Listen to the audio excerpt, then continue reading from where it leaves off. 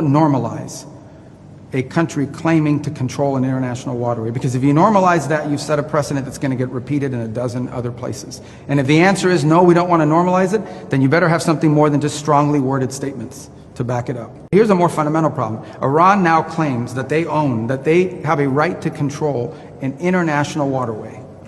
They claim that they have a right to control it. What is the world going to do about that? Is the world going to accept that Iran now controls an international waterway? Because if the world is prepared to accept that, then be ready, because there's like 10 other countries that are going to start doing the same thing in their international waterways, or in international waterways near their countries. That's an unacceptable thing that they're trying to normalize. So if the answer is no, we don't think Iran should be able to control the Straits of Hormuz, then the next question is going to be for everyone, well, what are you going to do about it?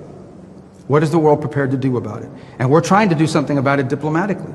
We have a resolution at the United Nations that we're trying to move forward, in which the world and the UN will have an opportunity through the Security Council to vote and say, we are not going to allow them to mine the straits, we're not going to allow them to try to control the straits, and by the way, you have a bunch of humanitarian aid that's trapped inside the Persian Gulf and needs to be released and has not been able to move.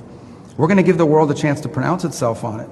And if Russia or China or some other country decide to veto it, then you know what the impediment is. But the fundamental question every country, not Italy, every country needs to ask themselves is, are you going to normalize a country claiming to control an international waterway? Because if you normalize that, you've set a precedent that's going to get repeated in a dozen other places.